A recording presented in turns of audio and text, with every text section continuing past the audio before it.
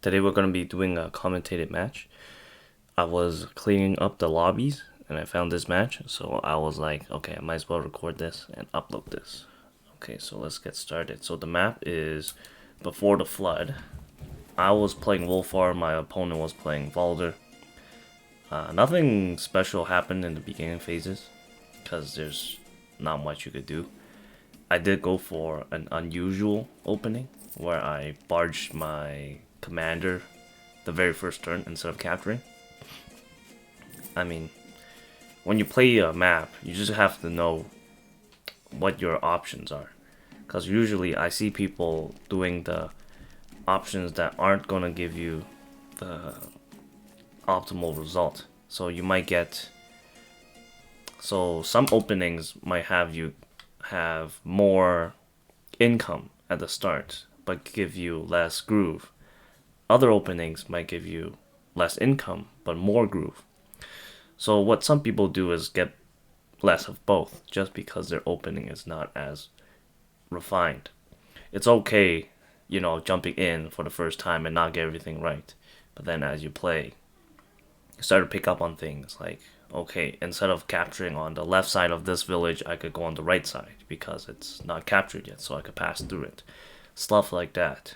So just be aware when you play. So in this map, there's not too much variation. I mean, there's two big variations, but we both went for the safe one. So, we both went horizontal. We could have gone vertical, but we both went horizontal.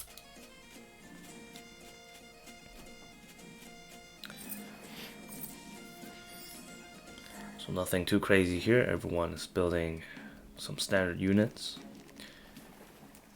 So the reason why people buy pikemen here is because dogs and swords are not the best. Can't hold a position well. So the next best thing and the next cheapest thing is just spears. So there's that option. So I did get groove here, since the village was free for me to hit. My opponent also advances forward, but let's go back a little bit. Notice how he captured this village while I left this village out. So sometimes you might want to give up something. So in this case, 100 income, so that your opponent doesn't have an easier time getting groove. This is especially important for commanders that want groove really fast, or high impact grooves like Ragna. So like Sedge would be the one who wants it immediately or as fast as possible, and then Ragna would be the one who wants it because her groove is a high impact groove. So now we both have our grooves. Mine's slightly stronger right now because Valder does only summon a sword, and there's not much he could do with that sword right now.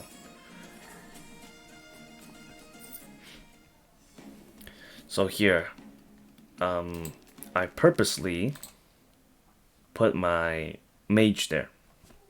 So in this early of a game, Valder has, you could say, more control just from his positioning and his groove. Mine's a reactive groove, so I have to get close to the opponent's units, but then his groove is proactive, so he could use it whenever he wants. So what I did was, okay, so I'm having a little bit of pressure.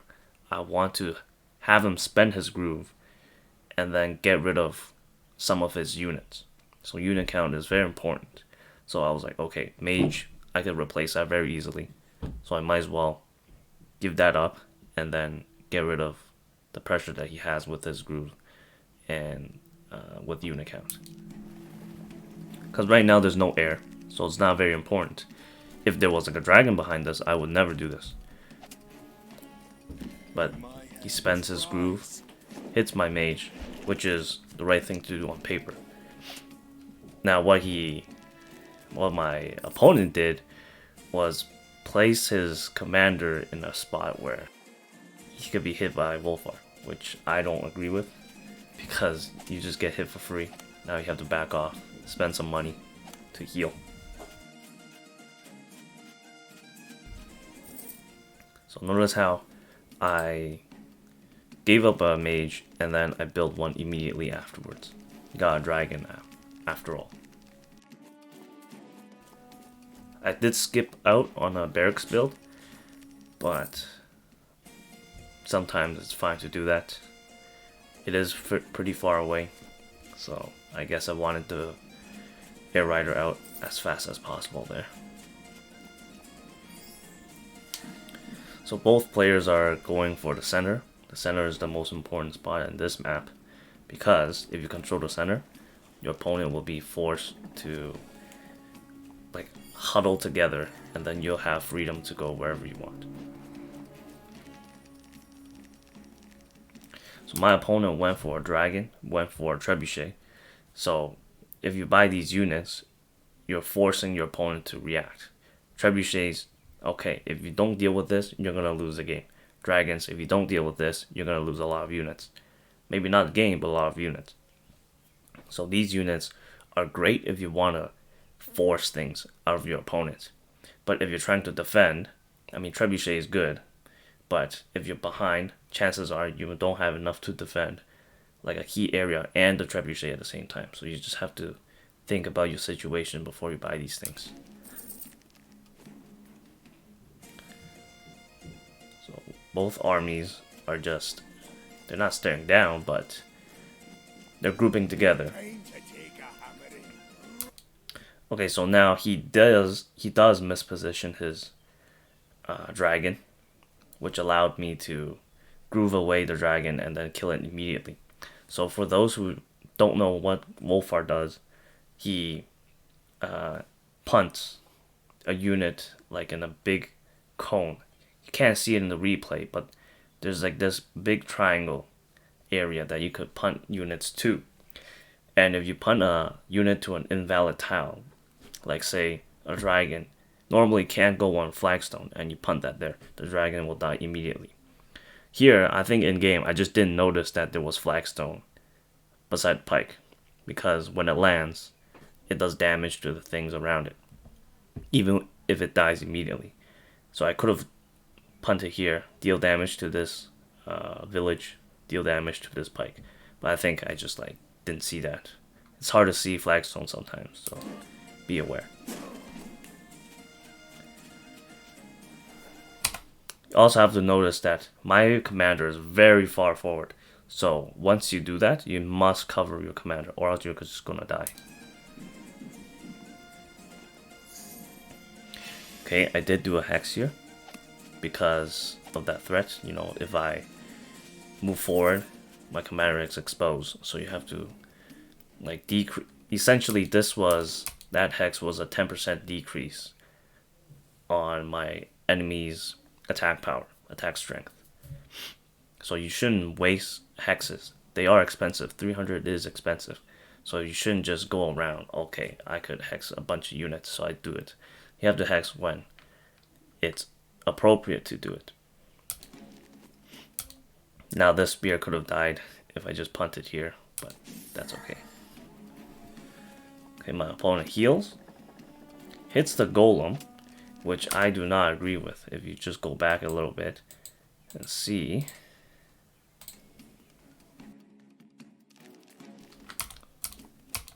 Okay, a little bit back.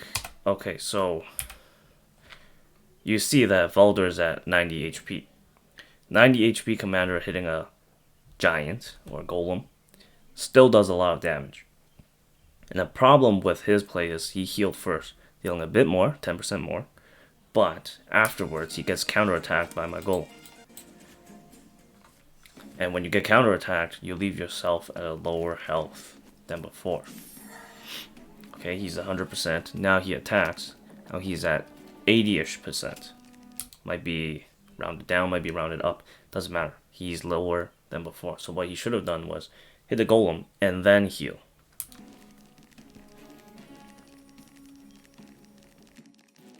Okay, so he positions his units.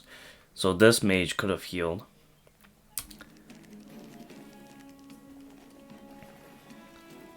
Okay. And then now notice his air rider didn't hex because I mean, if you're gonna hex only one thing, then it's not a good value. And hexing this wouldn't help him much, so it'll just be a waste of 300 gold.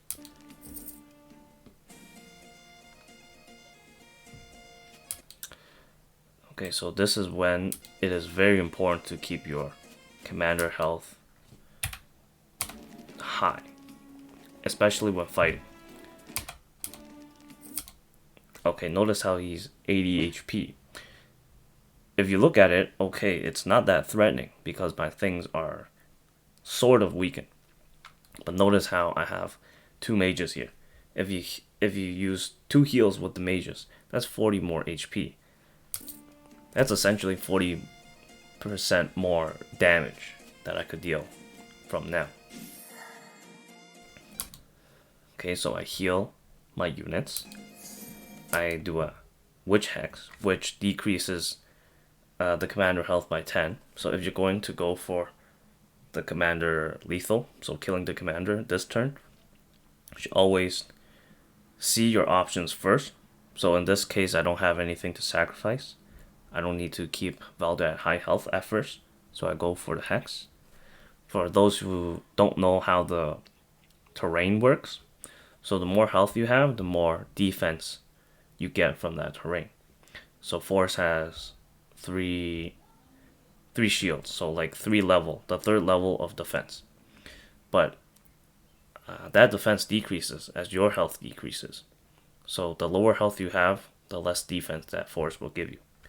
So it's best to do the range units attack first because you lower the health, and then you do the direct attacks.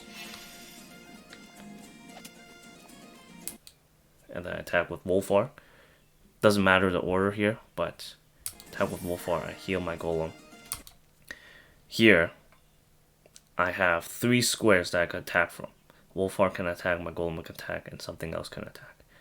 So even though the golem kills him right here, I have 1 more slot to attack from. So it's guaranteed. It's not just like a RNG roll. So you have to keep in mind, when you're fighting with your commander, you have to keep your health high. Especially when you're fighting very forward. This time, his commander was right in the front, and then his units were in the back. So was I, but I had my squares covered. So it was very hard for him to punish me like that. He, on the other hand, went forward, didn't heal, and then he got punished by me. Okay, anyways, good game to Loveless. He is a pretty good player, so it's not something that only noobs will make. Everyone makes this sometimes, where you just put your commander out too far. But anyways, good game. If you have any questions, leave them down in the comments, and I'll see you guys next time.